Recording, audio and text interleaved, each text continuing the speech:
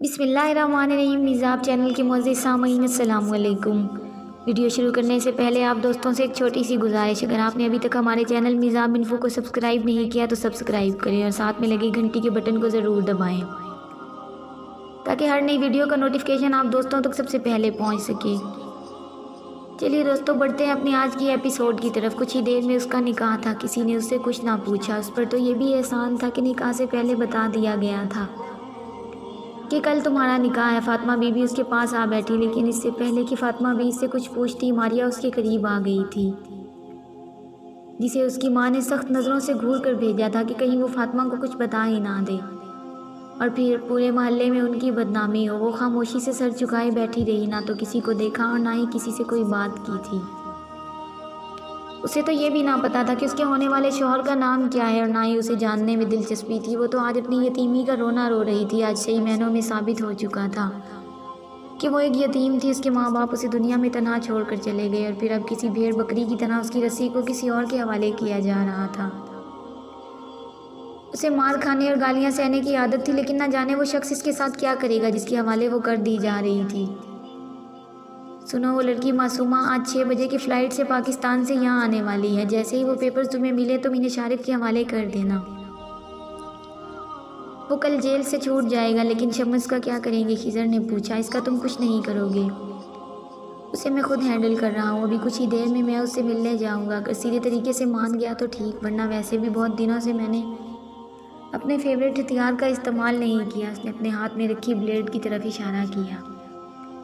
खिजर का तो उसके साथ जाने का इरादा था, वो एक ही पल में कैंसिल हो गया। वो ब्लेड से इन लोगों को मारता जिन पर उसे हद से ज़्यादा गुस्सा हो, और ब्लेड से वो इतनी ख़तरनाक मौत देता था कि किसी के भी रोंगटे खड़े हो जाएं। खिजर को इसके सबसे पसंदीदा हथियार से नफ़रत थी। उसका ब्लेड किसी सांप की तरह अगले बंदे के जिस्म पर रेंगता और सुर्ख लकीरें छोड़ता जाता।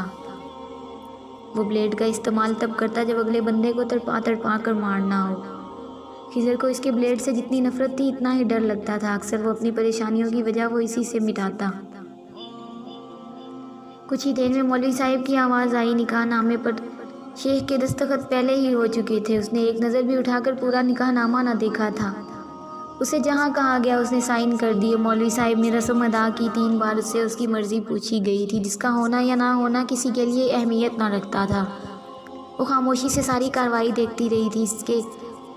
इससे किए गए सवालों पर उसने हामी भर दी। हाँ, इससे वो शख्स कबूल था जिसे इसने कभी देखा भी ना था। अम्मी तो मोहल्ले वाली औरतों के सामने शेख की तारीफ़ें किए जा रही थी। खुद उसकी शक्ल तक तो ना देखी थी, लेकिन फिर भी उसे खुद शक्ल कह रही थी।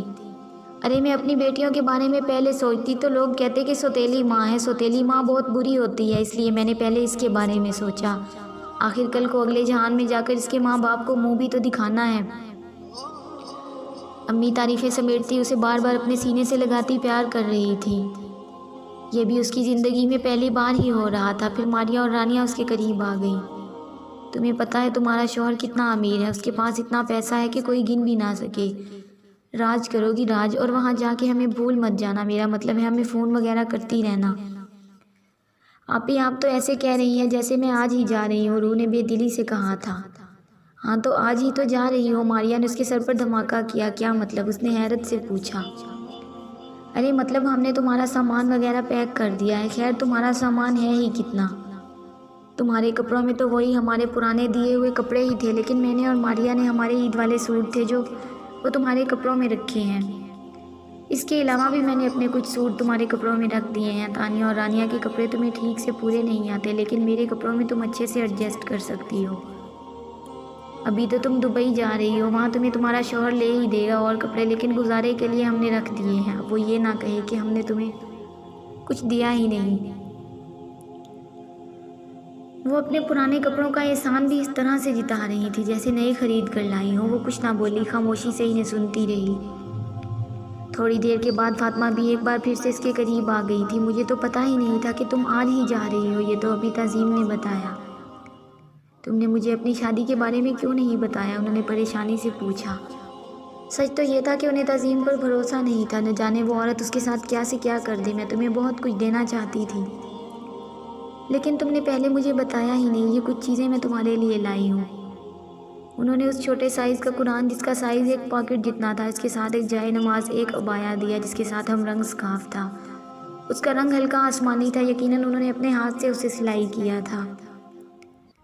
वो एक गैर औरत होकर उसे नई चीज़ें ला कर दे रही थी और उसकी अपने जो आज से यहाँ से भेजते हुए भी अपनी उतरन दे रहे थे। उसने खामोशी से वो तीनों चीज़ें पकड़ ली। मुझे नहीं पता तुम्हारा शौहर कैसा होगा। मैंने तो सुना है कि दुबई के मर्दों ने 4-4 निकाह किए होते हैं, लेकिन फिर भी तुम्हारे लिए दुआ करती हूँ कि तुम्हारे साथ ऐसा कुछ ना हो। मैं चाहूँगी कि तुम हकीकत पसंद बनो, हर तरह की सिचुएशन के लिए तैयार रहो। वो गौर से फातिमा बी को सुन रही थी, क्योंकि वो जानती थी कि ये औरत उसे कभी गलत मशवरा नहीं देगी। मैंने तुम्हारे शौहर को नहीं देखा, मैं नहीं बता सकती कि वो कैसा होगा, मगर इतना कह सकती हूँ कि मुझे तुम पर पूरा भरोसा है। मुझे यकीन है कि तुम्हारी मासूमियत और खूबसूरती उसे तुम्हारी तरफ रागिब कर लेगी, बल्कि तुम उसे खुद से मोहब्बत करने पर मजबूर कर दोगी। तुम खुद सब्र से काम लेना मेरी बच्ची। तेरी ज़िंदगी में कभी कुछ अच्छा नहीं हुआ, अब अल्लाह तेरे साथ इतना बुरा नहीं करेगा। बस तुम हर किस्म की सिचुएशन के लिए तैयार रहना। वो तेरा शौहर तेरा साहिबान होगा, उसकी मर्ज़ी के ख़िलाफ़ कभी कोई काम मत करना। ये मेरा नंबर है, तुम्हारा शौहर मुझसे बात करने की इजाज़त दे तो मुझे फ़ोन ज़रूर करना। उन्होंने एक छोटा सा कागज़ उसकी तरफ बढ़ाते हुए कहा था, अपना बहुत ख्याल रखना, ज़िंदगी रही तो दोबारा ज़रूर मिलेंगे। वो उसका माथा चूमते हुए उसके करीब से उठी थी जब रूह ने उनका हाथ थामा था और उठ खड़ी हुई थी और उनके सीने से लगकर फूट फूट कर रो दी थी। थोड़ी देर में ही उसे बताया गया कि 6 बजे की फ़्लाइट से उसे दुबई जाना है। वो परेशान सी खड़ी सबको देख रही थी। वो कैसे किसी दूसरे मुल्क जा सकती थी? उसके पास किसी दूसरे मुल्क जाने के कागजात ही कहाँ थे? इसके पास तो कुछ भी ना था। अम्मी और इसकी 3 बेटियां इसे छोड़ने एयरपोर्ट तक आई थी। फिर से कुछ कागजात और एक फ़ाइल दी जिसमें निकाहनामा था। ये तो वो जानती थी, लेकिन दूसरे कागजात में पासपोर्ट और शनाख्ती कार्ड था जो कम से कम इसके नाम पर ना था। लेकिन शनाख्ती कार्ड पर इसी की तस्वीर लगी थी। ये सब कुछ झूठा था। वो पकड़ी जा सकती थी, लेकिन यहाँ किसे परवाह थी? उसे गैर कानूनी तरीके से दूसरे मुल्क भेजा जा रहा था। इन लोगों को इतनी भी क्या जल्दी थी? सब्र कर लेते। इसका शौहर अगर इतना खर्चा करने को तैयार था तो असली कार्ड और पासपोर्ट भी तो बनवा सकता था। फिर कुछ ही देर में कुछ ऑफिसर इसके पास आए। आप परेशान ना हो, आपकी मिसेस को हम सही सलामत दुबई पहुंचा देंगे। वो फ़ोन पर किसी से बात कर रहा था। यकीनन इसका शौहर था। मारिया, रानिया और तानिया ने सरसरी सा इसे गले लगाया। वो रोना चाहती थी अपनों से जुदा होने के गम में। वो बहुत रोना चाहती थी, लेकिन इन तीनों का रोने का कोई प्लान ना था। लेकिन जब अम्मी ने उसे गले लगाया तो इनकी आवाज़ में नमी थी। सुन रूह, मैंने तेरे साथ जो कुछ भी किया मुझे माफ़ कर देना, मुझे कभी बद्दुआ मत देना। उसका माथा चूमते हुए उन्होंने रोते हुए कहा। उसने कहाँ कभी अम्मी का ये लहजा सुना था। और फिर सबसे मिलकर वो चली गई। ऑफिसर ने उसे लाकर जहाज़ में बिठाया। उसके हाथ पैर कांप रहे थे। वो बिल्कुल अकेली थी, कोई नहीं था उसके साथ। वो किसी को नहीं जानती थी, बस उसे अपने शौहर के पास पहुंचना था। वही उसका आसरा था और वही उसका सहारा था। उसने शम्मस को समझाने की बहुत कोशिश की, मगर उसने डेवल की बात ना मानी। शायद वो उसे ठीक से जानता नहीं था। उसका यही कहना था कि एक 30-32 साल का मर्द 45 साल के आदमी का क्या बिगाड़ सकता है। और फिर उसने वो किया जो इस 45 साल आदमी ने कभी नहीं सोचा होगा।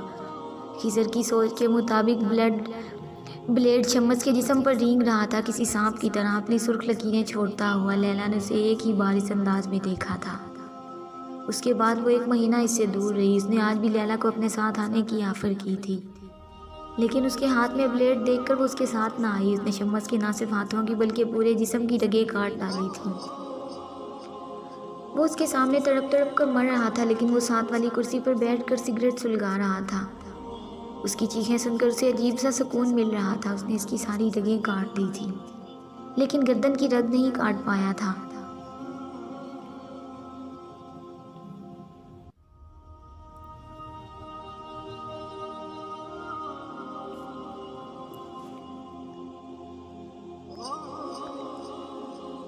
उसने उसकी सारी रगें काट दी थी, लेकिन गर्दन की रग नहीं काट पाया, क्योंकि वो अपने साथ सिर्फ 30 ब्लेड लाया था। अगर एक भी फालतू लाया होता तो उसे इतनी देर इसकी चीखें बर्दाश्त ना करनी पड़ती। जबकि दूसरी तरफ खिज़र मासूमा को लाने एयरपोर्ट के लिए निकल चुका था। मासूमा ने उससे कहा था कि वो उससे कोड वर्ड में बात करेगी ताकि इसे कोई भी पहचान ना पाए, लेकिन खिज़र को अपनी बेवकूफ़ी पर बहुत अफसोस हो रहा था। क्योंकि उसने मासूमा से इसकी तस्वीर तक ना मांगी। अब वो कैसे उसे पहचानेगा। चलो ये भी शुक्र था कि उसने मासूमा से उसके कपड़ों का रंग पूछ लिया, वरना आज तो यकीनन डेविल ने उसका कुछ ना छोड़ना था। वैसे भी वो आज ब्लेड यूज़ कर रहा था। वो भी खड़ा हर तरफ नज़रें दौड़ा रहा था जब नज़र सामने से आती एक मासूम सी लड़की पर पड़ी जो काफ़ी डरी सहमी सी थी। उसने आसमानी रंग का अबाया पहना था, जिसके साथ उसने हम रंग आसमानी रंग का ही स्कार्फ लिया था। मिल गई मासूमा, वो तेज़ी से चलता इसके करीब आया। तुम पहुंच गई, मैं तो परेशान हो गया था कि तुम्हें पहचानूंगा कैसे। खैर वो पेपर्स लाई हो ना तुम, उसने फिक्रमंदी से पूछा, क्योंकि अगर उस बार पेपर्स में कुछ गड़बड़ हो जाती तो डेविल इसे नहीं छोड़ने वाला था। जी हाँ, मैं पेपर ले आई हूँ। आप हैं मेरे शौहर? उसने हैरानगी से पूछा। शौहर? खिजर को झटका लगा। सर, आप मुझे एयरपोर्ट पर लेने आएंगे तो मैं आपको वहाँ कोड वर्ड में मुखातिब करूँगी, क्योंकि मुझे लगता है कि मेरे पीछे कुछ लोग लगे हैं। उसे मासूमा के फ़ोन पर की गई गुफ्तगू याद आई थी। शौहर? हाँ शौहर, तुम्हारा शौहर घर है, चलो मैं तुम्हें उसके पास ले जाने आया हूँ। पेपर्स मुझे दो। खिजर ने बात संभालते हुए पेपर्स मांगे थे। नहीं, पेपर तो हैं, मैं उन्हीं को दूंगी, उसने मासूमियत से कहा। तो मुझ पर यकीन कर सकती हो, मैं उसका वफादार आदमी हूँ, खिजर ने कहा। नहीं, मैं पेपर उन्हीं को दूंगी। खिजर को लगा कि उसने एक बार फिर से इससे पेपर मांगे तो मासूमा रोने लगेगी। वो सिर्फ नाम की मासूमा नहीं, फिर वो सच में बहुत मासूम थी। फ़ोन पर बात करने वाली लड़की तो नहीं लग रही थी, वो तो बहुत बोल्ड और टैलेंटेड लग रही थी। जारी है दोस्तों, अगर आपको वीडियो पसंद आए तो इसे लाइक और अपने दोस्तों के साथ शेयर लाजमी किया करें, और अपनी राय का इजहार भी ज़रूर किया करें कि आपको ये स्टोरी कैसी लग रही है। मिलते हैं नेक्स्ट एपिसोड में, तब तक के लिए अपना ख्याल रखें और दुआओं में याद रखें। अल्लाह हाफिज़।